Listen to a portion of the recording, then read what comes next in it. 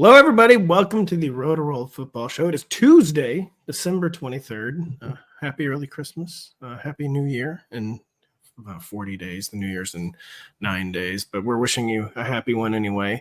We're wishing you good luck. Wish them a happy New Year, too. We'll be here next week. That's right. That's a good point, actually. What we're really doing is wishing you good luck in the fantasy finals, which, of course, begin with 3 games on Thursday, 2 games on Saturday, 4 games next Tuesday, 5 games in Brazil the following Wednesday. I'm really looking forward. They have the in-season cup actually scheduled for the Brazil game, so that should be fun. You know? That's right. They're crowning the winner of the Emirates Cup in Brazil next Wednesday. So good luck to you in those matchups. Some of these games include the Arizona Cardinals at the Cincinnati Bengals. Just 2 teams out there for the love of the game. 53.5 game total, 0 defense. Like an understanding, like they come out for the pregame, the coin toss and handshake. Like we're kind of looking at each other's eyes like no defense will be no defense game. Just run, young man, run. We're really excited about that one. Really excited about the Bears at the 49ers. That's another game total. North of 50, 2 teams surging, heading into the playoffs. Rams at Falcons, potential shootout. Jaguars at Colts, not really a potential shootout. Although, Denny, Monday evening, you couldn't help but notice Phil Rivers looking a little different. I had a theory. You have a theory. What do you think we saw from Phil Rivers, as it were, on Monday against the 49ers? So I actually watched this game at a local restaurant with some buddies.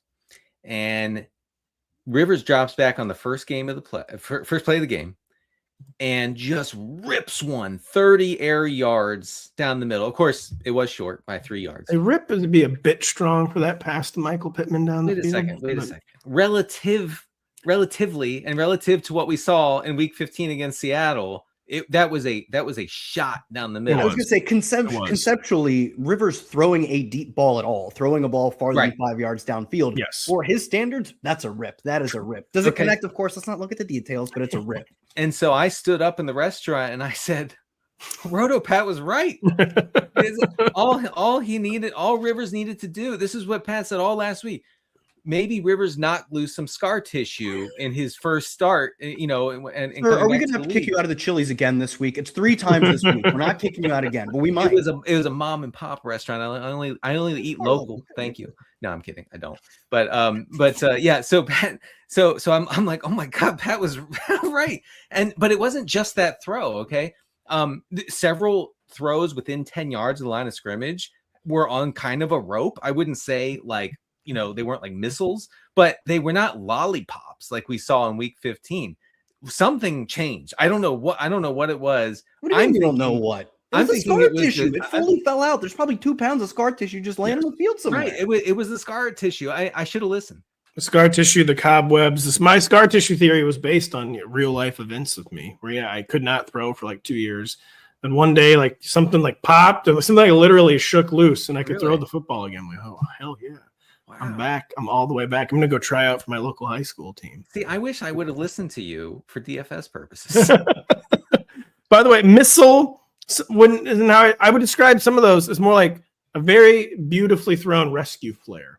Like, a rescue flare can look very beautiful through the night sky. Yeah. And a few of those had like a rescue flare trajectory, I thought. Well, they went farther than you'd think. But not very quickly. It was just totally different. It was very different than the throw to Alec Pierce in the end zone. I was like, what is going on? What did this guy do over the past 7 days to be able to throw that ball? Because against Seattle, I watched that whole game. He could not throw the ball more than like 18 yards in the air. He couldn't. I think the answer to what he did was probably just trained whatsoever. Yeah, right. He lifted one weight, threw one football. We'll get more Phillip Rivers in a minute. We have a current future Phillip Rivers here, maybe future Phillip Rivers, Joe Burrow. It's just going to be putting up stats his whole career, never really winning anything again. Just out there for the love of the shootout, no defense game. With their seasons long over, the Cardinals and Bengals find themselves playing for the only thing that matters, fantasy points, Denny. Birds arrive in Cincinnati, accompanied by the aforementioned 53.5 total. They also have a full house on offense after Marvin Harrison Jr. Got back for week 16. How did MHJ's return affect the target allocation amongst Arizona's big 3? How did it, let's just be real, ruin everything? Right. That's exactly right. My other question is this. why is this coaching staff, who they're all out after the season for the Cardinals, all of them, down to like the trainers. Why are they so invested in Marvin Harrison Jr.? It's over. It's over for them. That's not their guy. If they wanted to win, they would not even play him right now. He makes this team worse because the offense has to revolve around him because they spent a high draft pick on him and he's mid. Anyway, Marvin Harrison last week, 54% of the routes, led the team in air yards for some reason, had a 10% target share. He was targeted on 17% of his routes, which was better than Michael Wilson, who was targeted on 12% of his routes, which is disgusting. Both had 3 first read targets. It's just a way to treat an all-pro, Michael Wilson. No, it's just, and Michael Wilson, of course, just a dog, just comes up with this unbelievable catch in the end zone to save his fantasy day. Maybe help you advance to the finals. Marvin Harrison, meanwhile, shying away from every contested catch. The announcers are literally like, I'd like to see him try for that one, Joe. Like, this guy, come on, man. Get out of here with this guy. Yeah, this is very, very unbecoming. Do we rank Michael Wilson ahead of MHJ this week? I think so. I am. Yeah. I feel like it's the only proper choice, but man, it does not feel as good as it did. Hopefully this game environment will prop up our all-pro Michael Wilson. Kyle, the Bengals, they're a very simple team. But we know we're playing Burrow. We know we're playing Jamar Chase, T. Higgins, the other Chase Brown. Sometimes it makes it confusing when I'm searching game logs on Google. Does anyone else make it into 12-team league DFS lineups from this Bengals offense this weekend? They're both doing googly eyes for the binoculars until Pat lost his train of thought. And my simple answer is nope. Next question. Technically, if you wanted to find someone else, Samaje Perine touched the ball 9 times, I believe, last week, got in the end zone. He's touched the ball at least, it's not a high number, but at least 7 times for a month straight. We talk about these, we find ourselves in 3 and 4 flex leagues more and more as the season goes on. We talk about these leagues that don't exist more and more. Yeah. I don't think if you made it as fantasy championship, I don't see how you could be starting Perine. He'd be like a showdown play. So if you want to play a showdown for what is probably like a 1:00 game or whatever. No, I got to tell you, my 14-team league, the Kings Classic, I can guarantee Perine is not on the bench for championship weekend this weekend. He's playable. It's a super high total, and he's going to see between 6 and a dozen, or maybe even slightly more than that if they really blow out the Cardinals. Absolutely. He's very playable. I just thought this far into the season, maybe you shouldn't be doing that, but you're right. You're a 14-team with 4 to 5 flexes. 5 flexes. You're basically playing anyone who's active. No, those leagues are kind of fun. Truly, barely even a joke, unfortunately. Denny, I guess the 12-team regular flexes, we got to put a Cardinals running back in there. How did things look without Bam, Zonovan, Knight in week 16? All right. Michael Carter had 11 carries. Corey Kiner, who we talk about all the time on the show throughout the season. I have heard of Corey Kiner. Let me be clear. This is literally not the first time I'm hearing his name. This is the first time I'm hearing it. Corey Kiner had 6 carries. Amari DiMercado had 5. Carter led with 17 routes on 33 dropbacks. He saw 1 target. I mean, it's an ugly profile. He doesn't have any outs here except for like busting like a long run or scoring a touchdown on the ground, which, hey, against the Bengals, you could do worse. I will say DiMercado was the main 2-minute back last week, which was the sum of all fears for Michael Carter managers. Oh. And not to be dramatic. I got the reference too. But DiMercado, so DiMercado is going to be annoying. I guess it would have to be Carter if you're starting anybody here. Denny, do you read? Was that like a Tom Clancy book, The Sum of All Fears? Do you read Clancy? No, I don't. But I let me be clear, I do not either. It sounds like a screenplay for a sequel to The Hunt for Red October that never got off the ground. That's I know it's a real thing, but that's what it sounds like. You say that because The Hunt for Red October was also a Tom Clancy novel, and The Sum of All Fears was also adopted into a film. A very cinematic language. A good time to take a quick early break. We will be right back after this. This Sunday night, it's a showdown of 2 teams vying for the number 1 seed in the NFC when Caleb Williams and the Bears travel to Northern California for a date with Christian McCaffrey and the 49ers. Football Night in America will set the stage for the battle beginning at 7 p.m. Eastern. Surprise contenders for the NFC's number 1 overall seed, as we just let you know. that you can watch on NBC. The Niners and Bears square off in Santa Clara with a game total north of 50. At least it was when I wrote this, Kyle. The Bears made do with a makeshift skill core against the Packers last weekend. What did we see? Who might return for Week 17? Doesn't sound like Rome Odunze will be returning. I can tell you that. Yeah, I mean, I don't think they'll rule him outright until later in the week, but by no means should you be counting on him. It's possible Luther Burden's back this week. That's definitely one where you actually do have to keep it locked to Rotoworld. Like I said, frankly, don't play on having Rome. Burden is much more up in the air. If he doesn't play, last week should give us some intel on what we could see, and it's not fun. You've really labored through a lot of bad DJ Moore play this year. Last week he got home, though. 5 catches, 97 yards, a touchdown, and it came on good, not great, but good volume, 24% target share. And as we talked about last week as well, we saw a ton extra routes for Colson Loveland. Over 80% of the routes, still only a 17% target share. That's fine for a tight end. It's fringe tight end one numbers, but the fact that he got the routes, which he really hasn't done almost at any point this year, makes me think that target share has room to grow in his second. I know he's technically had starts, but these are really the starts we care about. Starts where he can get 80% of the routes. So I'm really excited to see what he can do this week in a probably shootout. Obviously the total makes it look very much like a shootout. Well, total has gone up per Adam from 50.5 to 52.5. Love that. That's in the past 12 hours. So I guess a reaction to seeing Brock Purdy go in goblin mode on Monday Night Football. Yeah. True. Total goblin. So I didn't realize you were done, Kyle. There, Denny. What kind of matchup? What do you want me to say? We start Olamide Zacchaeus in the most important game of the year. Fifth flex. What kind of matchup is this for a surging 49ers offense? One that could be missing George Kittle. Injures his ankle. He swears, in fact, to God, it's not a high ankle sprain. So what do you say? It's never been lower. In fact, the ankle sprain that George Kittle suffered on Monday night, the one that he couldn't come back from. So we'll see.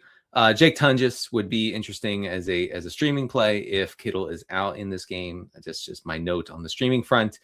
It's a good spot. Like the Bears have the league's third worst quarterback pressure rate over expected, which is a stat that I'm becoming more and more familiar with. The Niners are dead last in that category, actually. So I think this shapes up as a game where neither Caleb nor Brock Purdy will have much in the way of pressure, and both of these guys are pretty good in those situations, especially obviously Purdy. The Bears have faced the 6th highest rate of downfield passes. It's not something that the Niners really do, but I just wanted to note that because it could be sort of okay for Demarcus Robinson, who is the deep threat guy with Pearsall out, just to mention. But yeah, I mean, you're starting Jennings, you're starting you're starting Jennings, you're starting Purdy, CMC obviously, and Kittle if he plays. Tunges is interesting. If maybe deep balls to Demarcus Robinson will be an adjustment if George Kittle is in fact out. Ricky Pearsall, he's the fiction. We made him up. This would be a really good spot for him. It would be amazing. Just imagine if he played football. Kyle, does Kyle Manungai still play football in 12-team league starting lineups? Talking about second flexes. This is a legit second flex question. I guess actually probably first flex question. How's he looking for the fantasy files? Kyle M, as he's known. I mean, he is still purely splitting work. Like neither him nor DeAndre Swift can really gain a clear advantage in terms of who's going to carry the ball more, and they're 3-point road dogs. I will note last week, without Rome and without Burden, he had a 14% target share, easily the highest of his season. His routes remain unchanged. My lean is that that's just kind of a blip on the radar. He wasn't a pass catcher in college, hasn't been one this year. But maybe you can hang your hat on that even if he's capped at, say, 15 carries, right? Because he's truly a committee back, maybe our targets projection from him shifts from 1 to 2. I still wouldn't count too much on it, but it does potentially add another element to his game that we haven't seen. I think both because of the total, which, like you said, is up massively. Like you said, probably because Brock Purdy just continues to look like a spreadsheet monster more and more every single week, and it translates to real life points. Looks like this game should be a shootout. If you can get 15 carries in a shootout, you take it. Mm-hmm. So Purdy not just looking like a spreadsheet monster, looking like it's translating. It's really good. Like a spreadsheet that is growing arms and legs and like as a Terminator howitzer, and is just a really intimidating guy. Brock Purdy. Well, also, we didn't even talk about the fact that he actually threw another touchdown that Shanahan, of course, didn't challenge the no touchdown call. Jake Tunges caught it in the corner of the end zone, an incredible catch. and they should have challenged it, but Shanahan's like, oh, never mind. I guess we didn't score. Well, almost certainly it was too good of a throw and catch where Shanahan's like, I'm not going to get enough credit. That's for this. right. Don't challenge it. That's right. Yeah, I didn't call that. Yeah. And, Denny's not getting credit. It sounds like for Tundras in his captain spot. That's a real tough break. Two of the only teams still committed to scoring points down the stretch, the Rams and 49ers square off in Georgia with the total hovering near 50, Denny. With Devontae Adams still highly questionable, this hamstring injury, I guess I should say genuinely questionable. He can maybe return. Looking like probably not, but it's an open question. It's only Tuesday. We'll learn more as the week goes on. But fantasy managers will be wondering if they can go back to the Colby Parkinson well, the most obvious rug pull of all time got pulled, Denny. What is the state of play there? And do we like any other quote-unquote uncommon Rams? Because there's Puka Nacua. What is there left for anyone else? I just want to correct the record. The Rams are playing the Falcons, Pat, not the Niners. Oh, yeah. But anyway. Well, no, the 49ers moved to Georgia. They moved to Athens. Yeah, I did miss that headline. Yeah, so listen, we did nothing wrong with Colby Parkinson. It was a good play. Well, it's so not we here. It was an atrocious play. Thankfully, I followed my gut. I benched him at the last minute in like 2 leagues on Sunday. Here's why it was a good play. It's the worst process play of all time. No, it's still. Then you should feel bad. Like you should feel some sort of guilt. So, I diagnosed it perfectly, didn't I? Parkinson ran 70% of the routes. He saw 4 targets. All of them were first read targets. He didn't catch a touchdown. The difference between him and Terrence Ferguson is that Terrence Ferguson happened to catch a touchdown. Congratulations to the folks. Yeah, we're all trying to find, who could have known. There's literally no difference between Colby Parkinson. Rams tight ends combined for 15 targets last week. Of course, they were spread out. Parkinson is never in line to see 10 targets. You were hoping he was going to get there on 5 to 7. Just the way we like it. I mean, he was a thin play. But I have no dog in this race. I'm just enjoying it. You guys talked about this on a show I wasn't on, as far as I remember. I saying that Ferguson is more interesting because he's better. Curious. And the Rams like seem like they want to get him involved, and it makes sense. Rookie tight end, end of his rookie season. They're trying to get him some first read targets, some looks, some design looks. He's also freakishly athletic, as we saw at the combine and in college. So with Adams out, I would go with Terrence Ferguson over Parkinson after what I just said. I also wanted to mention that my guy, Kanata Mumfield, who I know about, that guy, had 26% of the air yards last week against the Seahawks that trailed only Puka Nacua, and the Rams are an air yards generating machine this season. So Mumfield, high variance, very high variance, a 5th flex play for your. Unlike Corey Kiner, I have heard of Konata Mumfield, and the Rams.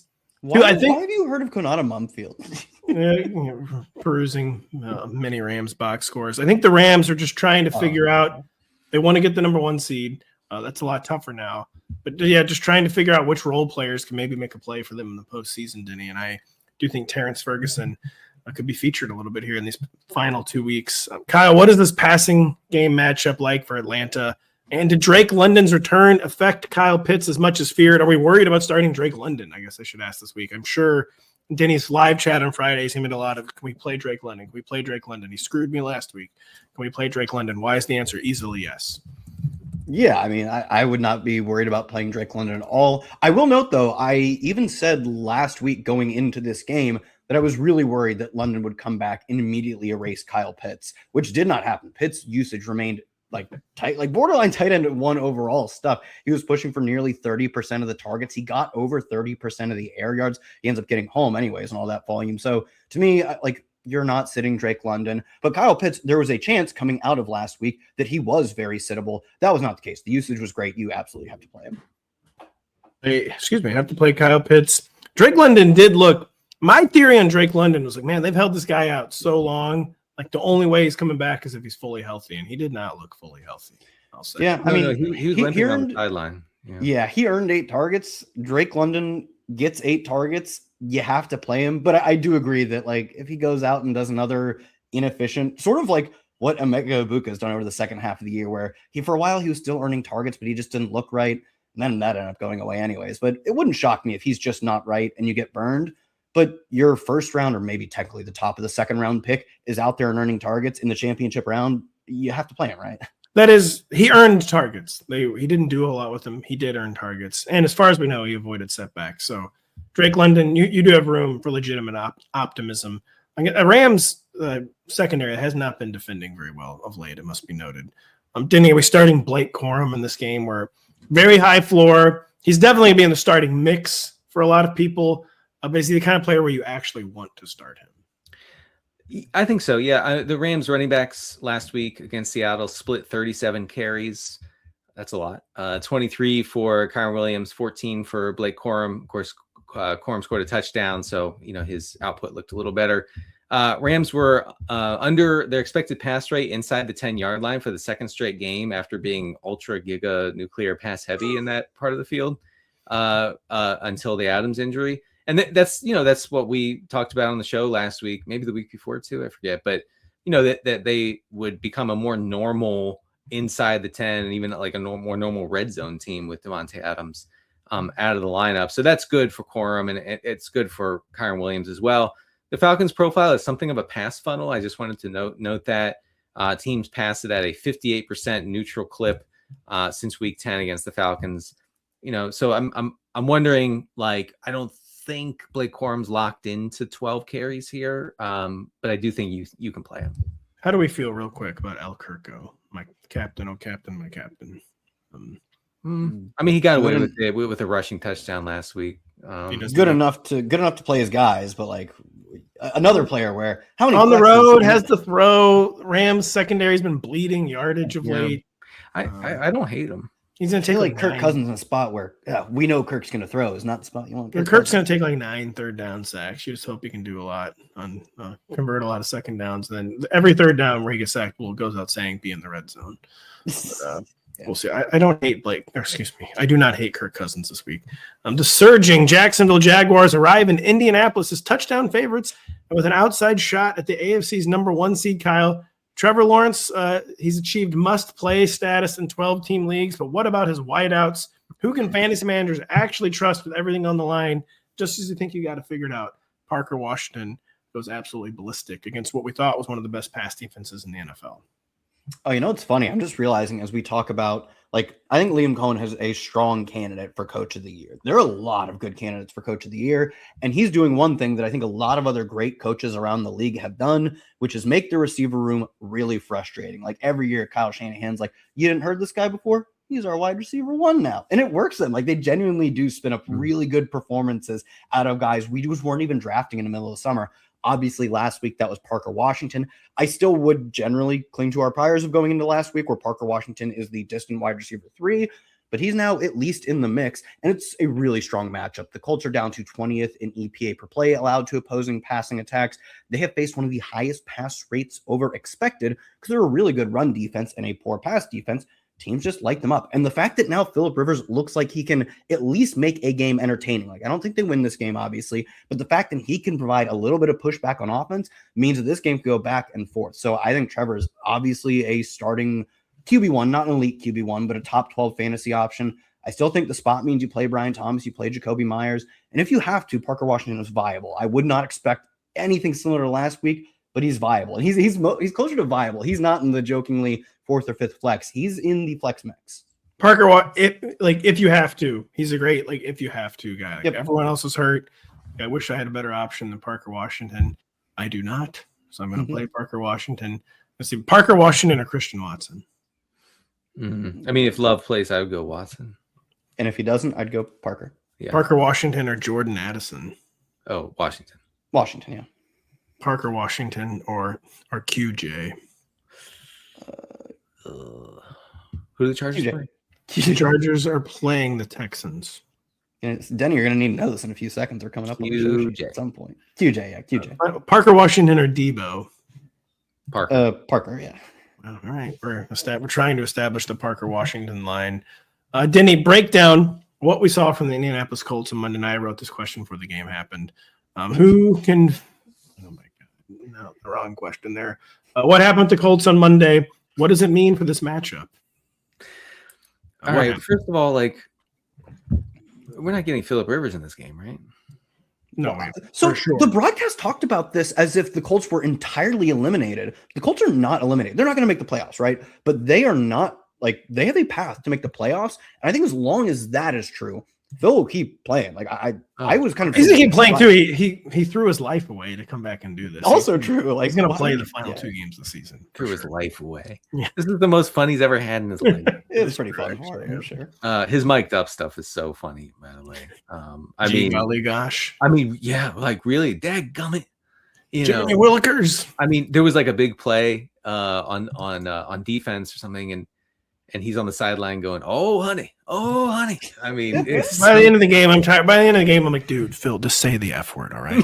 just once. Yeah, look, you didn't come out of retirement for nothing. This will be your legacy game if you say Make them bleep you one time. Maybe even say like the A word. Just say a cuss word. Right? Like he could do a little wink and nod to the camera too. Like he knows that he was saying this for the bit. But man, he should. That'd be good. I don't think way it's to go out, Kyle. I don't think it's a no. I'm saying if he swore, he would do it just to break the streak. Like he wouldn't be doing it because he really felt into his heart. But like, dude, if he do it as like a break the fourth wall situation. I feel like I would never recover if I heard Phillip Rivers curse. So please don't do that, Phil, if you're listening. Yeah, I mean, okay. So assuming Rivers plays 9.6 air yards per attempt against the Niners on Monday night, that's way up from his air yards per attempt of 5 in Week 15. I mean. It makes a big difference with everybody here. Colts played a ton of 3 wideout sets on Monday night, and they played a fair amount against Seattle the week before too, I want to mention. But Josh Downs ran a route on 33 of 37 dropbacks.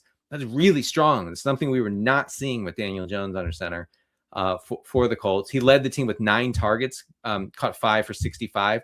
So, I mean, first of all, it was a good slot matchup for Josh Downs because the Niners are getting carved up via the slot pretty much every week. He's not going to get that every week, but it makes him live for deep league purposes. It makes Tyler Warren live, who saw 8 targets last night. Didn't do much. I know 3 catches, whatever, 30 yards, but 8 I mean, you're taking 8 targets from your tight end, right? So it makes so many more guys live. Alec Pierce got away with it. Be careful with him. Only 4 targets. He caught 2. He caught all 4, but 2 touchdowns. So don't get over your skis on him. But yeah, I mean, if Phil Rivers can knock a little more scar tissue loose, we're cooking here. Yeah. Again, there's always more to knock loose, to be honest. So and it affects the whole game. It affects this whole environment. So if the Colts can push a little bit, then Trevor Lawrence has to push more, and maybe that's good for Parker Washington, for BTJ, who I believe is still in the league, Jacoby Myers, guys of that nature. We're not worried. I mean, it's a stupid question to ask because you're not benching Jonathan Taylor, but didn't have a good game facing an elite run defense. Big underdog in this one. I think on the road, right? I already forgot where this game is being played. Well, at home, but I mean, you're playing him, but is he someone who's going to contribute to a championship, or is he there mostly to hold serve? I do think that's probably a good way to put it. You're like, yeah, I'll feel good when he gets 14 or 16. His days of the 3 touchdown performances, which he had like 3 of in the first half of this year, obviously those days are long gone, but he's still a good bet for like 15 or 16, I think. I got to be honest. Like Lawrence, he's a friend and colleague. I'm really glad that Jonathan Taylor let him down. Jonathan Taylor let down Lawrence horribly, hugely, many are saying, on Monday evening. And as such, I'm advancing to the finals of Matthew Berry's League of A-Words. Speaking of the A-word. See, Phillip Rivers could never be in that league. No, he could not. Nope. And rematching my Guillotine League final with Mr. Jay Croucher, going for the very coveted Berry double. The Berry double, it hasn't been done. No, it's never been done. It is. So watch, it's on TNT. Our final is being broadcast live on TNT this weekend. Turner Sports. I know it's not NBC, but please watch it if you have a second screen. The Eagles and Bills are 2 of the league's best teams where we don't have much to say, Denny. What kind of offensive approach do we expect from Philadelphia here? Can Devonta Smith and Dallas Goedert be a part of a championship squad this weekend? All right. Well, look, Buffalo is a massive run funnel. Like, they just invite the run. The Eagles, they still want to run it when they can. We saw that last week against Washington. So I have trouble picturing in my mind's eye Dallas Goedert or Devontae Smith being able to get there on volume. Now, could they have a splash play or two? Dallas Goedert very much involved, inside the 10-yard line as a pass catcher. Pretty much the only guy who catches passes for the Eagles in that part of the field. So yeah, there are outs for these guys where they can get there and prove to be useful. But man, I feel like it's thin. I feel like the Eagles are going to be super run heavy here. Man, it's tough. I wish I had something to say. Like you're going to have to hope Devontae Smith's going to see 6 targets. You're going to have to hope he does something with him. Devontae Smith or Jacoby Myers this week? Myers. Wow. Myers. Yeah. Yeah. Devontae Smith or Justin Jefferson? Ugh. That's gross. Denny, you should answer first. It's Smith. Devontae. It's Devontae. I think it is. Yeah, I think it is. I think you're right. Devontae Smith or Steph Diggs? That's a good question. Diggs. Diggs-ish. Oh, Devontae. Final one. Devontae Smith or Lad McConkey? Lad. Lad. Really? A good, Lad's now his good games are like Devontae's floor. Oh, scoreless 4 catches or 53 yards. Congrats, young man. All right, fine. There's no way Devontae has a Are you happy? This guy. I am. Yeah, fine. I'm very happy. Why do you ask? I said last one, Devontae or Wan'Dale Robinson, the Giants. Wan'Dale, the GOAT, baby. Wan'Dale. What? Whoa. No, absolutely no. This is an abort. This is your guy, Denny. You're gonna turn coat on Wan'Dale? You're hitting the eject button on all Giants pass catchers this week. It's Devontae easily. We'll get to that in a little bit. Kyle, what's the latest on Josh Allen's health? Injured foot. I'd be stunned if he did not play, seeing as he's already played through the injury. Maybe adrenaline helped there. But even with or without Josh Allen, again, with Josh Allen, is it to the point where we don't even start Khalil Shakir and Dalton Kincaid, especially against a tough defense like the Eagles? Yeah, I wrote this up as if Josh Allen's playing. Like he's definitely just playing. And if he doesn't play, sure, let's be real. He's playing, right? Doesn't matter. Like we don't need to mess around with this. Like, he might not play. He's playing. If he didn't play for whatever reason, don't start any of the pass catchers. That feels like it goes without saying. Assuming he does, I do think you can probably get away with continuing. I know it's been frustrating, continuing to start Khalil Shakir. 28%. Pat, you muted yourself while you're probably telling me not to do that. 28% target share last week. If you get 28% of Josh Allen's targets, I'm just going to start you. I know that it hasn't been great, and his targets are relatively low value. He's a good yak guy, but his targets are so low ADOT that they're just not going to be great at producing yards. But I still think 28% of targets, you start him, especially when Josh Allen's the quarterback. But frankly, when almost anyone's the quarterback, Dalton Kincaid is in a bit more of a tricky spot because he's been a guy who runs sometimes only half of the routes. He only ran 52, so just over half the routes last week. Normally, he skates by because he earns a ton of targets. They designed stuff for him. He's super efficient. You don't need a ton of routes if you're just really good on a per route basis. He was targeting like 8% of his routes last week. That has not been the case all year. But maybe it's at the point where he's just getting dinged up more and more as the year goes on, and he just can't be the most efficient tight end in the NFL by a wide margin, which he was up until like a few weeks ago. So I don't know. Him is truly a coin flip. I think he's probably closer to like tight end 15 than tight end 10. Kyle, I didn't hear a single word you said because I was yelling at my son to go away. I love that pastime. One of America's greatest pastimes. Yelling at yourself. He was knocking at my door. I wish this were a joke, telling me that he saw a blue Cybertruck. Well, okay, to be fair, whenever you see one, you do kind of have to point it out. Was he laughing his brains out? It's so funny. I mean, listen, not to get any calls, political or all that. Say what you will about the Cybertruck. They at least are meant to appeal to 7-year-old boys like myself. Yes. Do they ever? Just because the Panthers are suddenly in the driver's seat for the NFC South doesn't mean they're about to be home favorites against Seattle, Denny. They are, in fact, touchdown plus dogs. I'm just laughing at writing dogs for some reason instead of underdogs. Which Panthers do we want in our lineup for this must-win game? The Panthers play well like every other week. No matter what, Bryce Young has 193 yards passing. Right. Tell us That's who we're right. playing from Carolina. So I think we're going to see, barring some like weird game script here, I think we're going to see the Panthers go very run heavy. The Seahawks are a top 5 run funnel since week 9. The Panthers have a 47% neutral pass rate over the past 6 weeks. So just lots of running. Now, Rico Dowdle and Chuba Hubbard are splitting the carry still. Rico this past week had an edge in pass routes over Hubbard, which weird and like totally against what Dave Canales said he was going to do. Like, 3 weeks ago, he was like, we've always seen Chuba as our pass catching guy. Chuba. Right. And like you always say, like a member of the Kennedy family or something. That's what I'm going for. Not to get political. Let me be clear. And so I do think that is noteworthy that Dowdle had a pretty good edge in routes. He saw 4 targets. He caught all 4. If that sticks, Dowdle becomes I think a decent play here against Seattle. You're starting Tedoroa McMillan. Jalen Coker had been operating as like the 1B last week. It was a pretty big gap between him and McMillan. But I think as far as a 5th flex goes, Coker is a slam dunk. Here. Leggett, by the way, I know. Listen, you probably have some other good options in your 7th flex spot in the 14-team league, but Leggett maybe bust a big play against this. No, get out of here. No, I know not this. To be clear, that was a bit. Okay, good. No, man, Leggett. He burned brightly for about 1 quarter. Oh. I don't mean a quarter of the season. I mean 1 quarter of one game. Yeah. Shout out David Tepper.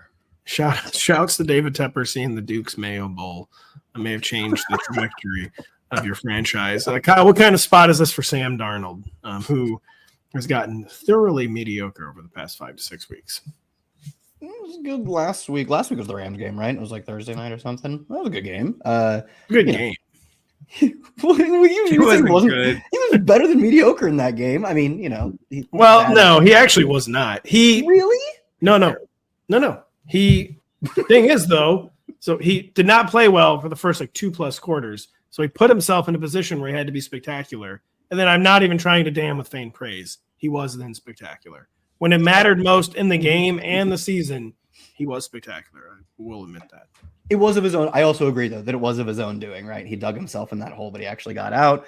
I think this is very much a spot where if you don't have your Sam Darnold points at halftime, probably just not going to get him. They do have like a decent team total. They're 7.5-point favorites, which means they should score points. It just means they're probably going to get to run the football a lot. And the Panthers love this is. Oh my God, they're gonna give the ball to Kenneth Walker. And you do with that information what you will. But. Pump the brakes. Man, Kenneth Walker finally had a good game. He had 1 good game. Denny will tell you about it in a minute. This very much strikes me as like 2 kinds of outcomes for this game. Seahawks easily win. They're 7.5-point favorites. That's exactly what happens. Hopefully you get there in the first half. We should have an efficient showing from Sam Darnold. The Panthers, are 28th in EPA per dropback allowed. They haven't allowed a ton of fantasy points to quarterbacks, but that's because their games aren't that fun. The only other outcome for this game is a repeat of the Panthers win over the Packers, where the Panthers just coax other teams to playing 16-10 football, and they can win 16-10 football. And if that's the case, that's also a bad outcome for Sam Darnold. Denny, Kenneth Walker. So be a bit of a stretch to say he's wrecking consolation brackets because you did lose in the first round. But then say you're in the 9th place game, maybe the 11th place game. He probably put you over the top. Crushed last weekend. He just killed it in that spot. To begin the week too. You're trying to win the 11th place game and you're watching Thursday Night Football like, oh my God, I'm facing Kenneth Walker. Like, are you joking me? And it's over before it's even begun. I'm headed to the toilet bowl now. I'm in the 11-12 game. So, Denny, has anything changed in either of these backfields? You alluded to Carolina's earlier. What about Seattle's? All right, 2 things. First of all, it's a Sam Darnold revenge game. The media won't tell you about that. True, yeah. It is true. So he's going to want to go goblin here. And secondly, you always know when Pat is serious about a take because he'll give you the no double tap, which is this. He goes, no. You're right. Oh my God, you're right. I know a vocal tick has been discovered. And then he'll sit up after that. No. And then sit up after that, and it's over. It's over. No. It's like we're in court and he can't have something on the record. He's like, I need to cut this off before it starts. Yeah. My client did not actually mean when he said that. This is what's correct. Oh my gosh. Anyway, sorry about that. I heard that and I was like, uh-oh. All right. So I mean, look, congratulations for the Ken Walker drafters. 11 carries. Your guy got there on a 55-yard touchdown. if he gets a 55-yard touchdown this week, it'll be good. It'll be good. Man. But otherwise, I mean, he's a between the 20s guy. He's splitting the pass catching work. Charbonnet this season has 22 rushing attempts inside the 10-yard line. Walker has 10 inside the 5-yard line. It's an 11-5 split in favor of Charbonnet. Look, I actually think Walker is a really bad play here. Like I don't think that you should like force the issue with putting him in your flex. All kidding and bit and laughing aside, Kenneth Walker, just because he had one good game. I started with him like a little higher in my rankings, and then I was going through it like, nope, actually still belongs below that. Right. Guy, below that I mean, guy, the thing is, usage was the same. Yes. And it was a 55-yard touchdown. Like it happens. And maybe you're kicking yourself. Oh, I wish I could have played him. No, I think you made the right call by now. I mean, this was the exact same thing that preceded 2 consecutive months of unusable football when he was first splitting reps with Zach Charbonnet early in the season. And like the video comes, like obviously the Rotoworld video of me trashing Ken Walker for not getting a lot of carries. As it turns out, like you need carries to score points, and he doesn't get a lot of them.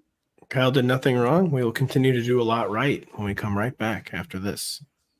It's a battle of 2 teams dealing with quarterback injuries as they try to solidify their playoff status in Week 17. Watch the Ravens face the Packers in Green Bay and a Peacock exclusive on Saturday evening with coverage of the matchup beginning at 7:30 p.m. Eastern. So, the Ravens, the Packers, Peacock exclusive. A game with a lot of big names, Kyle Dvorchak. We just don't know how healthy they're going to be in fantasy. That's not even just a quarterback. Josh Jacobs, who's been playing hurt all year, really walking wounded right now. So these teams are playing. We just don't know which of the players is going to be. Jordan Love is highly questionable. Lamar Jackson's even more questionable. Even backup quarterback Malik Willis is questionable, Kyle. Love and Malik did practice on Tuesday. Very good sign for Jordan Love and his status ahead of this game. Let's start on the Ravens side. Who do you expect to play at quarterback, Kyle? And what kind of fantasy situation will they be encountering? Oh, I think it's Lamar. I feel like this late in the season. I'll start. Like Lamar and Harbaugh are at loggerheads. Like, man, I agree with everything you guys said on yesterday's show, where it just seems like they're kind of sick of each other. They're just getting almost petty to this point. They are getting almost petty. Sometimes, the three of us will talk about like, man, I'm kind of surprised like Lamar didn't play. Like we can say that as analysts. As the head coach, I found it like shocking. The Harbaugh's being like, he's bruised. Like, I don't know, like you should probably protect your quarterback more than that. He did kind of walk it back yesterday. He said it's a serious bruise. So maybe someone was like, John, you can't talk like that. You cannot say that. So you think it will be Lamar though, Kyle? I think so. I don't know. I just think we've seen so many times we have these superstar quarterbacks. Like, I talked about like Josh Allen. Josh Allen's season isn't on the line. They're probably just going to make it as the 5 or 6 seed, whatever it is. Like they're not a great bet to make the number 1 seed, even with the season not on the line necessarily. He's just going to gut it out. Most superstar quarterbacks end up running that kind of protocol. The Ravens season is on the line. They are not in control of their own destiny anymore, but they have to win out.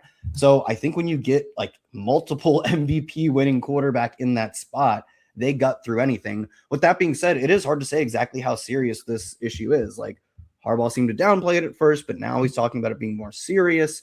I don't know. I think he plays. I'd put it at 60-40 or maybe 65-35.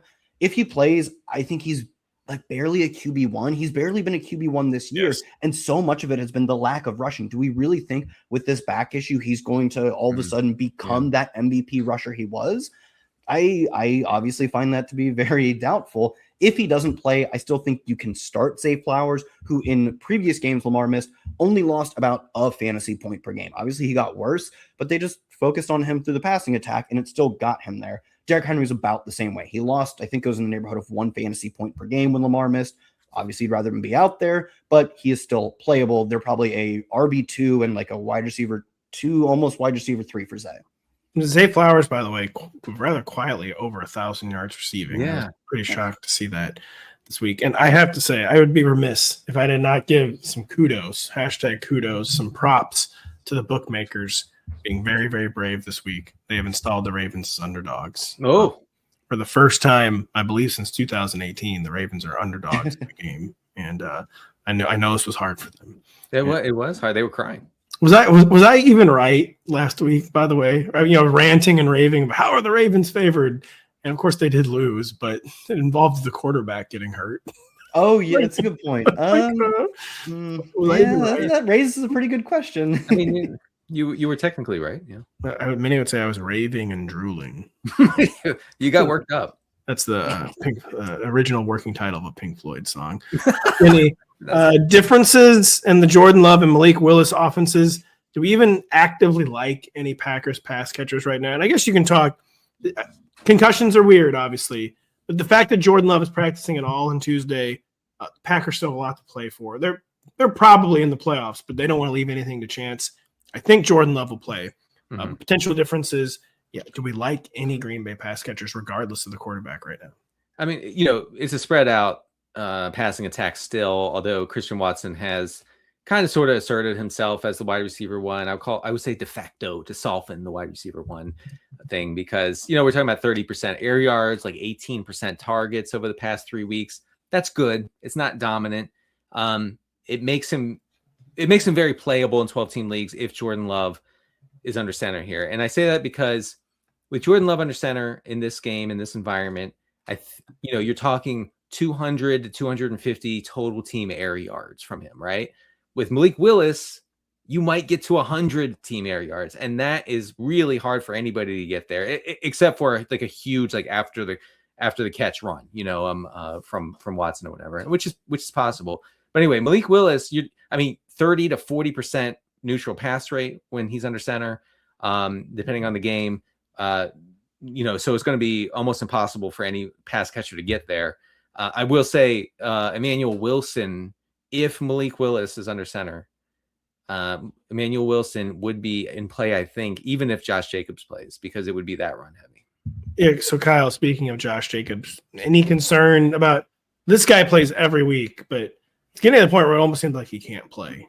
Any concern about an increasingly banged up Josh Jacobs?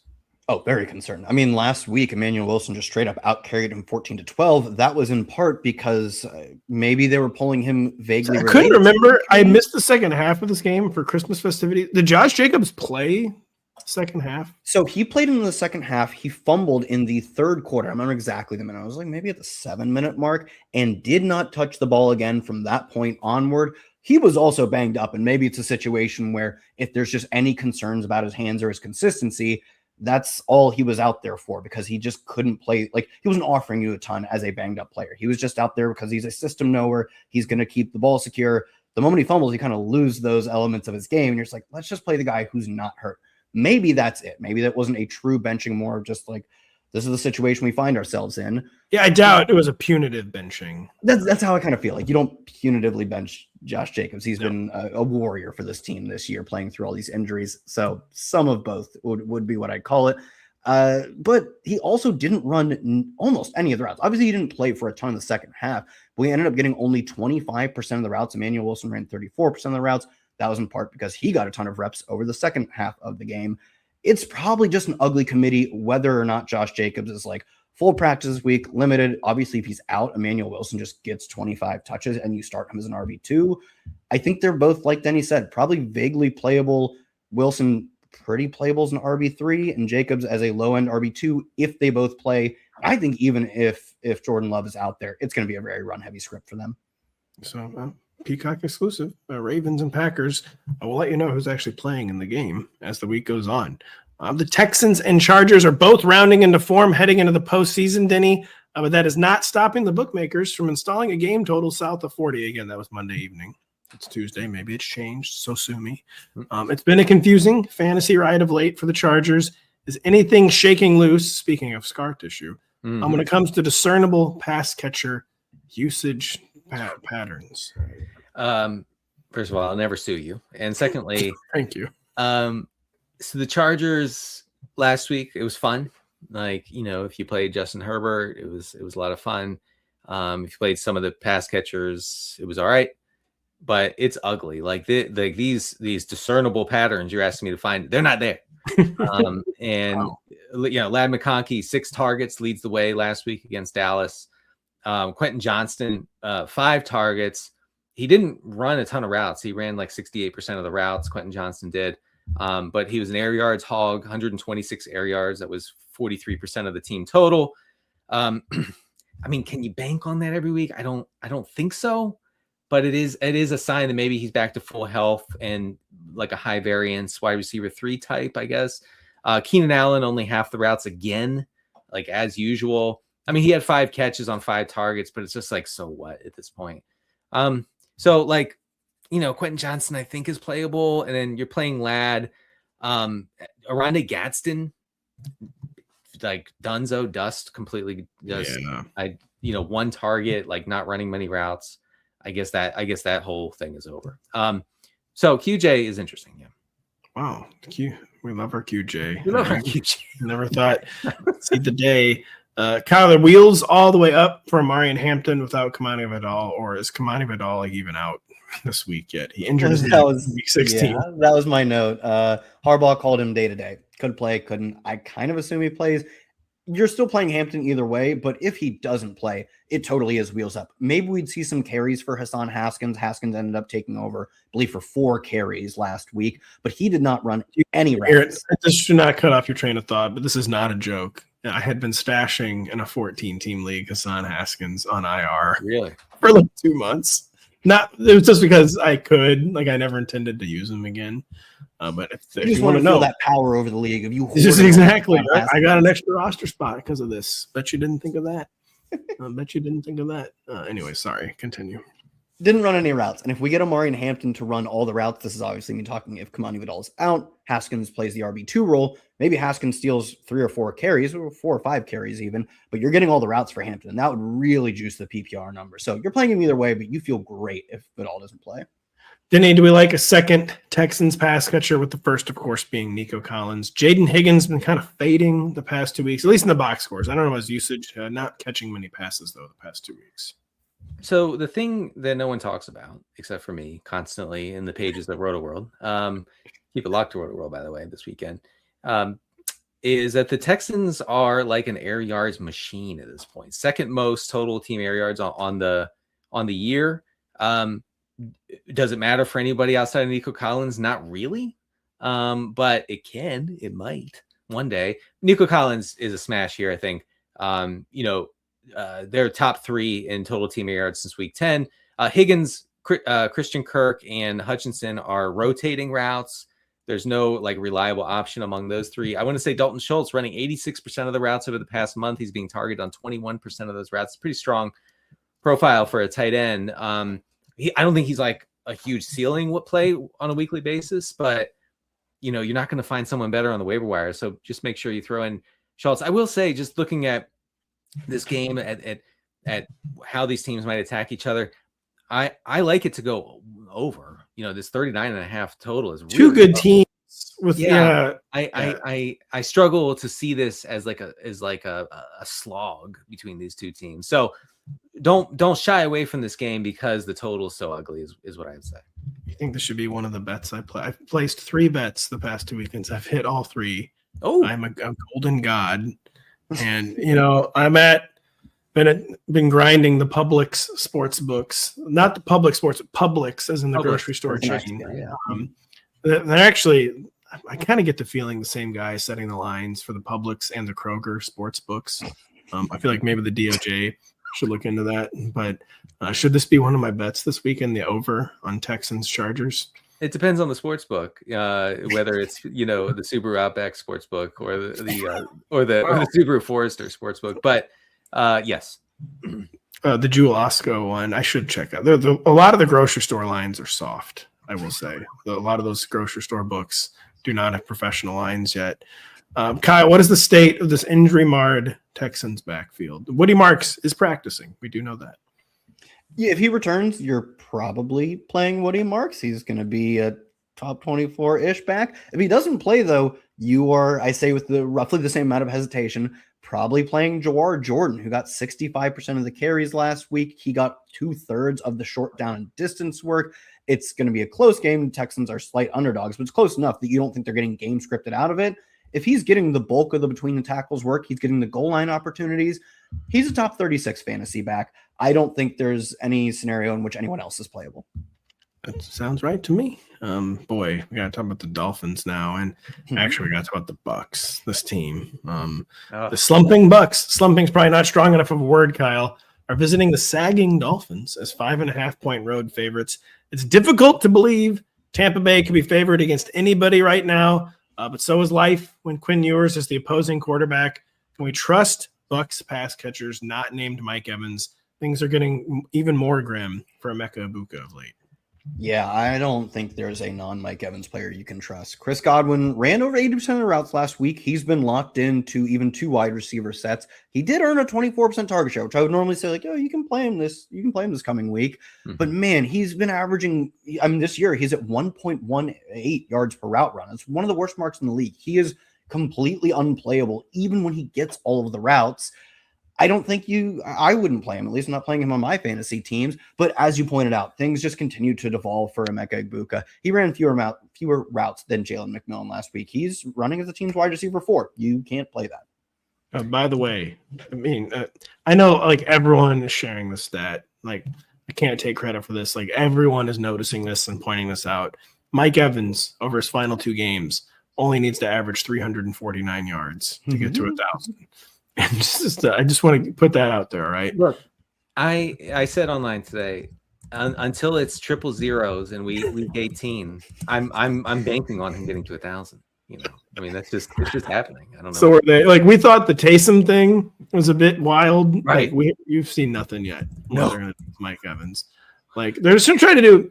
You know what they should do is this one shovel pass after another to Mike Evans and just to see if he breaks loose. Just every play is a shovel pass to Mike Evans. There's a possibility like in the fourth quarter, if you're not paying attention to the Bucs game and you're scrolling online, you're going to be like Mike Evans up to 29 targets, that sort of thing here.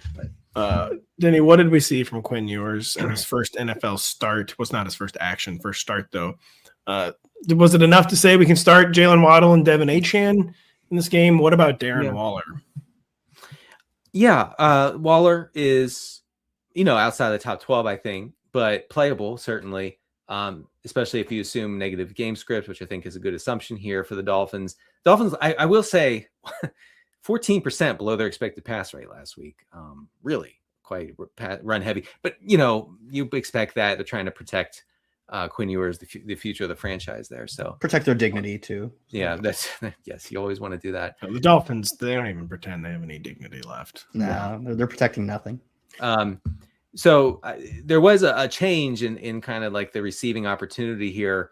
So the Dolphins had like gone mega run heavy to the point where they were averaging 170 team air yards per game with Tua, right?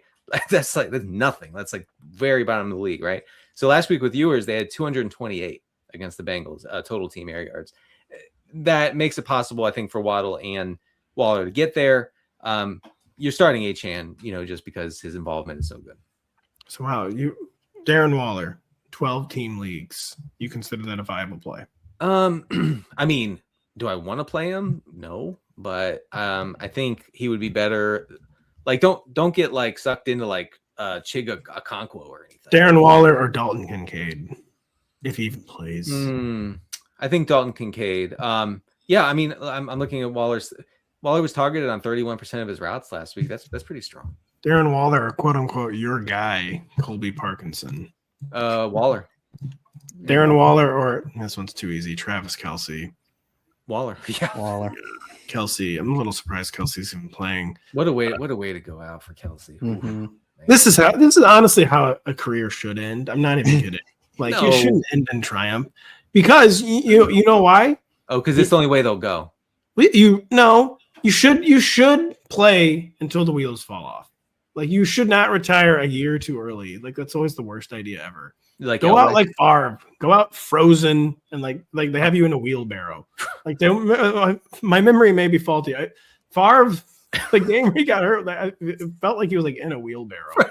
The last time I saw Brett Favre on a field, he was on the field. He was frozen and solid. He was like someone they had found in the last age of glaciation. I just remember being like, well, that's it. That's all she wrote. They found frozen Favre on the Wisconsin glacier. And it's a Encino Man sequel. Yeah. Well, that was a bit tough to watch. It's been tough to watch Bucky Irving, Kyle.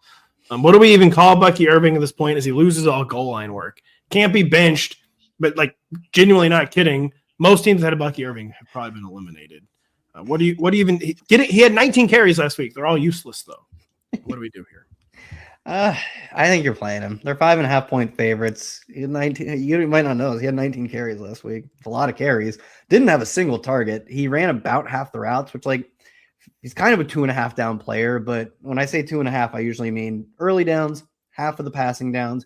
But he doesn't get all the early downs work. He doesn't get the most important stuff. He doesn't get the goal line work. So I truly do think he's somewhere in the RB20s, probably still in the top 24. But it's because I think he's good. And I think even if he gets 19 or 20 carries between the 20s, decent chance one of them's a home run. But that is what you're counting on. He's just a souped up version of Ken Walker at this point. He'll get more carries than Ken Walker. He's got a better cut of the committee, but he still does have the sort of similar issues as Ken Walker.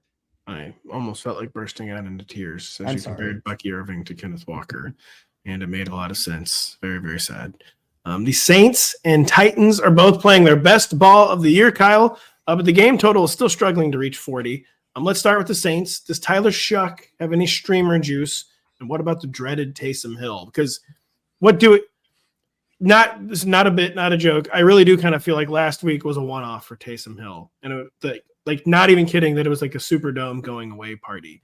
But it's still, they're not getting Devin Neal back this week. They're not getting Alvin Kamara back this week. So in theory, that usage remains. Is Tyler Shuck a streamer? What do we tell people about tight end, quote unquote, Taysom Hill? Yeah, Tyler Shuck is in the streaming mix. He's finished as a top 15 fantasy quarterback in 5 of his past 6 games. In that stretch, he's averaging like nearly 250 passing yards, 2 touchdowns or yards and a touchdown, but an additional 20, actually just over 20 rushing yards per game. Again, you're hoping he sneaks into the top 15 and he's a good second quarterback. If you made it to fantasy championship, you better not be starting him in 1 QB leagues.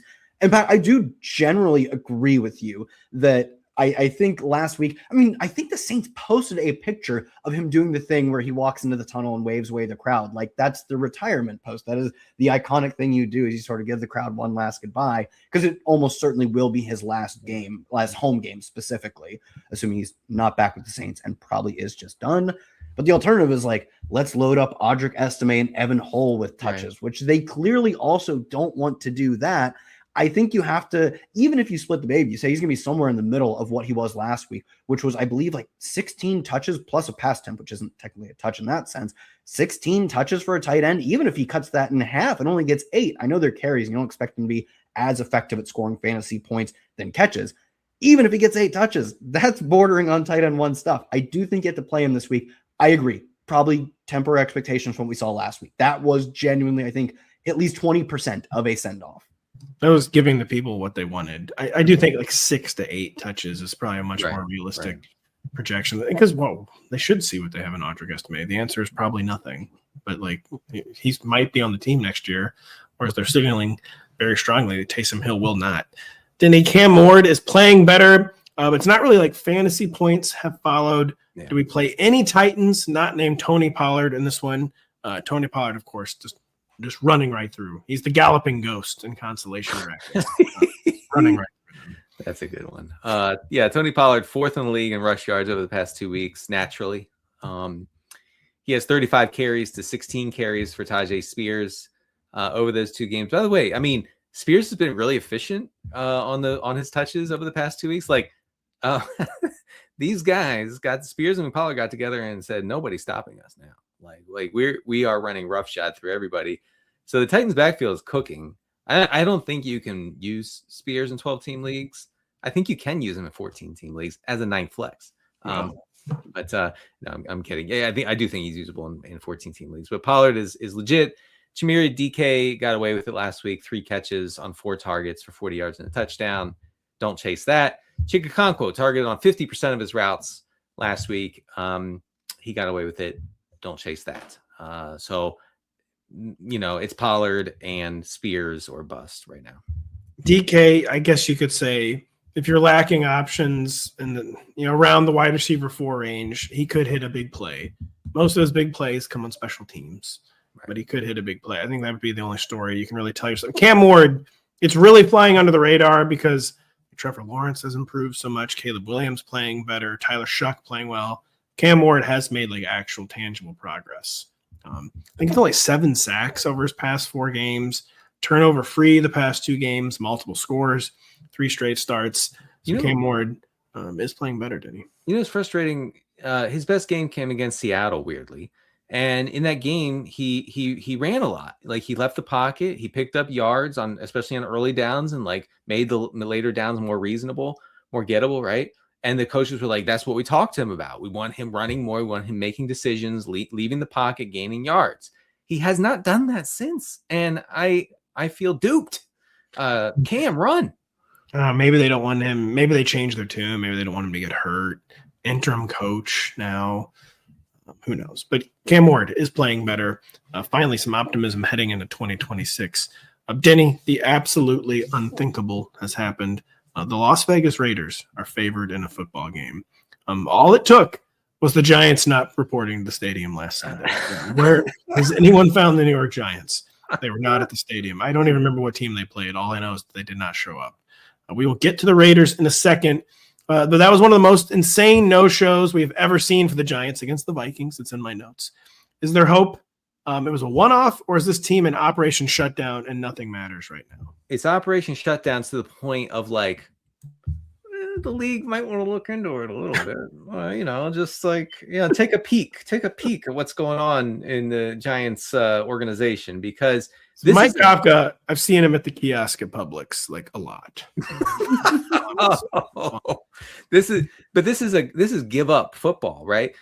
They were 24% below their expected pass rate last week. Like, excuse me? Like, what are you doing? That's not that you're not trying to win. You're not trying to win when you do that. And that's okay, but you gotta at least pretend sometimes. Jackson Dart, 13 pass attempts last week. Wan'Dale Robinson led with a 40% target share. 40%, 5 targets. So get Wan'Dale out of here. Get Theo Johnson out of here. Darius Slayton dust. No. It's all no. I think it was kind of a one-off. No. It's not a one-off. To Denny's credit, they've been doing this as soon as Kafka took over. They went insanely run heavy. Since week 11, they're 12% under their expected pass rate. No one's close. Like, they basically like just tank the entire offensive environment for their game. It makes me like nauseated about thinking about playing anybody in this game. Honestly, my opinion on tanking is, if you're going to tank, it needs to be before the game. Like, if you want to sit somebody, sit right. them. Once the game starts, you have to try to win the game. That is like, why are we here? Like, if the game is not going to be competitive. What are you doing with Jackson Dart right now? What are you doing? Yeah, you're not learning anything. It is very unseemly. And 2, I take kind of an old school view on like the injury stuff. Like, is he playing football or not? Like you think you're going to protect an NFL quarterback from injury? Like it's not going to happen. So, we don't need to go full Dable. I'll say, where it's like 5 designed runs per quarter. That was maybe a bit excessive, but it's bad. I bet you Dart is learning bad stuff right now about like how to manage a game or whatever. I mean, just bench him if you're going to do this. Yeah. I do agree. Kyle, do we dare run back Brock Bowers and Ashton Genty after their first normal game in months? I mean, Giants defense is atrocious. They're truly dead last in the NFL in EPA per play allowed on the ground. They're only 22nd allowed through the air. And we know that if anything happens through the air for the Raiders, it's going through Brock Bowers or Genty technically. So yeah, I actually do think we're playing both of them. Wow, I was not ready for you to stop speaking, and I had a follow-up that I've now forgotten. The Giants, so bad on defense. Yeah. As we've identified, they're tanking. They fired their defensive coordinator just for love of the game. Yeah. You got to respect that. You do respect that. Genty went crazy last week. Still like no yards before contact. Like it's a terrible environment, but lots of yards after contact. We like that. He's going to go ballistic here. Nobody is stopping your Genty team in the consolation bracket. If you double tapped Bowers and Genty in the first 2 rounds, I don't know the order. Like 10th place is yours. Your opponent has no shot. Yeah, they're not even setting their lineup, which actually will help you also win to seize that 10th place. The crown is yours. Looking to finish the season without intercepting a pass on defense.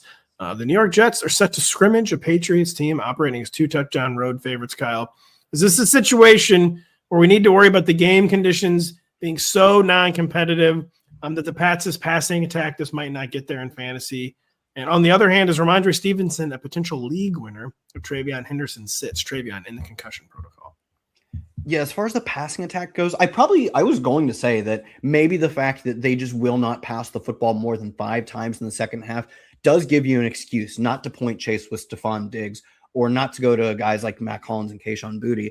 But Kayshon Boutte is, I believe, also in the concussion protocol, and Stephon Diggs got up to 80% of the routes last week, and that seems like an anomaly, but Pop Douglas also left last week's game early, so it does feel like maybe they are forced to concentrate even just their routes, let alone targets, but just their routes into some key players, Stephon Diggs, and at this point, Matt Collins, an actual key player for this passing attack. If both of the respective players I mentioned are out, Boutte and Pop Douglas, I do actually think I'm going to keep Diggs, and I'll put Matt Collins in my lineups. If either one of those play, I do think it makes it a bit more ugly. And yeah, Ramondre Stevenson's going to be the only back of note here if Travion doesn't play. Even Terrell Jennings, who was like an interesting 2-down thumper, goal line type back earlier in the year. I think he went on IR concussion a week or 2 ago. So it will be all Ramondre if Henderson doesn't play. I will say too, like fear like the Patriots. Vrabel's kind of a run up to score guy. I'll say for one. The Patriots are a run up to score franchise. They want to stay sharp. They want to stay focused. They're still very much in the running for the number one overall seed. Yeah, this is very narrative based, but the Patriots and Jets franchises despise each other. And I could see them definitely in the first half. They're going to try to embarrass the Jets. Robert Kraft is making the call to the sideline. Yes, he is. He's saying, do not let up. Do not let up. Absolutely not. Who is stopping? We want a third Matt Collins touchdown. We do. The first 2 were not enough. Not even. Don't look at me in the face and suggest that's enough. All right. Anyone can have 2 Matt Collins touchdowns scored on them. Only the Jets can have 3. A fourth? We don't know. We do not know. Denny, any Jets? Question mark. Maybe AD Mitchell. Fifth flex situation. Yeah, 6 targets. He's in the top 40, just barely. He is. Yeah, 6 targets last week, led the team, just barely. 44% of the air yards, but that's only 71 air yards because your boy Brady Cook can't throw the ball more than 20 yards. No. My guy Isaiah Williams ran the most routes of any Jets player. You don't hear anybody talking about that. Because again, I think my point is true. He couldn't get any target that wasn't. I gotta lean in. I gotta look at my spreadsheet. Isaiah Williams, -10 air yards. Oh, no. we were somehow both right. Both right and wrong. Yes, apparently. true. No, okay, I'm sorry. It's just Mitchell. Because the tight ends are splitting too. The tight ends are splitting. It's just a mess. Don't mess around with these guys. Breece Hall is like, what? I don't think you can start him, right? Is Breece Hall good? Yeah. Oh, he's good. Yeah. What's the proof? No. He's good. He's good. If you put him on a real team, he'll be good. I was thinking that Breece Hall strikes me to a lesser extent. Like he's not Saquon Barkley. He does kind of strike me as put on a real team once type of player. Yeah. Like Breece Hall, Minnesota Vikings next year. You heard it here first. I'm missing DK Metcalf, who Kyle thinks should have been suspended for 2 years, and Denny and I thought should have been suspended for 0 games. But we're not going to debate this one on air. Missing DK Metcalf, the Steelers arrive in Cleveland, missing points. That seemed cool when I wrote it at the time. The bookmakers have given this one a 34.5 point total, Denny. I think that was maybe before DK was suspended. I'm sure it moved it a lot. I'm sure that moved total big time, huh? Denny, the Steelers running backs are going psycho. Are they both must starts in this game in Cleveland? They could both go goblin here. I think everybody knows that. Arthur Smith without DK Metcalf, he might run like the wishbone, like just absolutely just like a 30% under pass rate expected. They frankly should. Lead blocker Darnell Washington, who's stopping this offense. They're gonna have fun. I mean, Arthur Smith will have fun. So yeah, Kenny Gainwell for sure. Jaylen Warren for sure. I guess Darnell Washington maybe could see an uptick in targets. I mean, he is like, I guess the tight end 1 as far as pass catching goes, but it's still not good. I want to say Mike Tomlin continues to play mind games with Roman Wilson, right? And so every other press conference, Mike Tomlin like talks about Roman Wilson in these very like vague, cryptic ways. And today he says DK, if we're without DK for the next 2 weeks, it'll be a big opportunity for the young man. Talking about Roman Wilson, who, let me check my notes. Yes, he's been a healthy scratch for 3 straight games.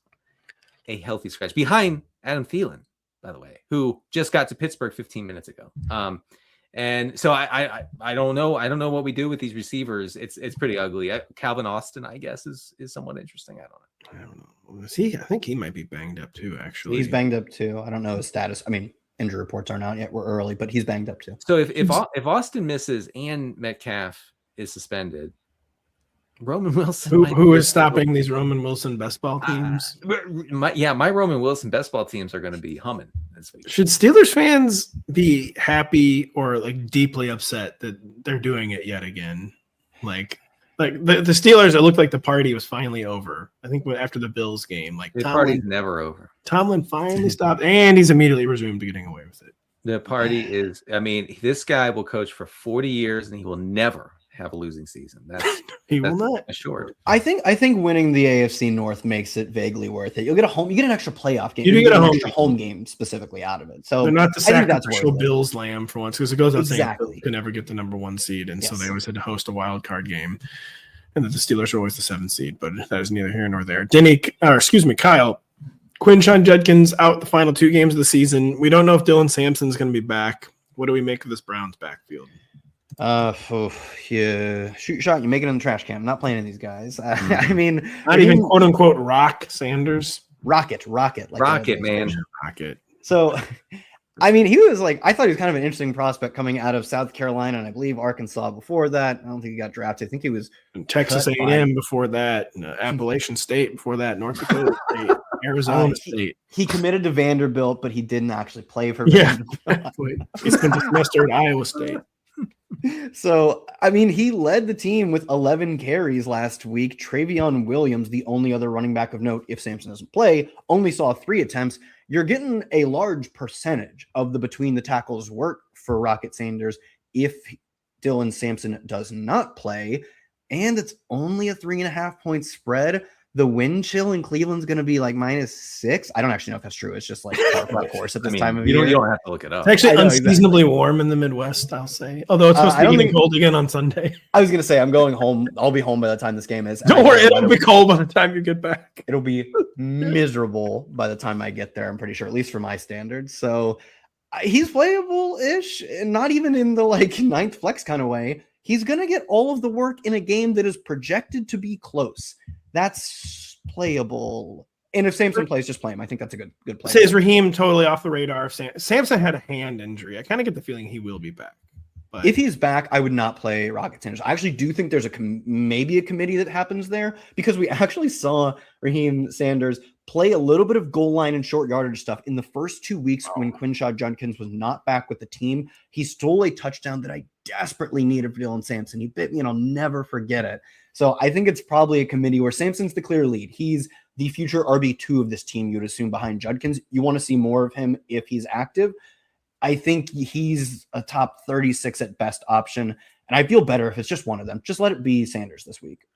That's all for the analysis. But Denny, real quick, I made a college football joke. Do you know who the number 1 seed is in the college football playoff? No. And you would not be prepared. The non-college football fans cannot. Is it Oregon? No, that would be normal compared to this. Yeah. Okay. The number 1 seed in the college football playoff is the Indiana Hoosiers. Oh yeah. Okay. That does sound familiar. By the way, JMU. What? Listen, man.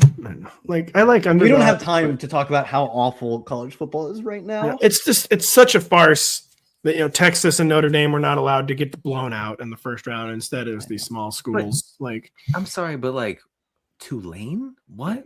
What's going on? It's ugly. 12 teams. You really think there are Don't worry about it. teams? 11 other teams could even hold a candle to the Buckeyes. There's 3. I think there are 3. And for a while, we had 4 teams. It's the right number. Oh my! look, I seriously, I'm I was upset. like, thanks for ruining Christmas, Denny. I was like the funny green wave team is playing in the playoffs. Seriously, Indiana being a wagon is the most world It is turned strange. upside down thing. Like I used to recognize this country. I did actually watch an Indiana game recently where it started with like a 7-minute Isaiah Thomas interview. And I was like, it's wrong sport. What are we doing? My God. As a Mizzou fan, just to say I've never been down worse than Vandy and Indiana, both getting you're down. for Mizzou. Oh yeah, they are. Like you must have some sort of Schadenfreude there because There will never be a playoff big enough to get in the Missouri Tigers. There was a show big enough to get in all the fantasy relevant players for week 17. We hope we had you covered. Weird week, of course, with the holiday, with the 3 games on Thursday. All the articles still going up on the site. Things kind of out of order. Denny's going to have his live chat on Friday to answer any start-sit questions, any philosophical questions heading in to the fantasy finals. All the written content will be out there. So we hope you have good fortune as you seek a championship this weekend. We hope you read us on Rotoworld. We hope you have a happy holiday season. Merry Christmas. So for Denny Carter, Kyle Dvorchak, and Patrick Daugherty, thank you so much for listening. We'll talk to all of you real soon.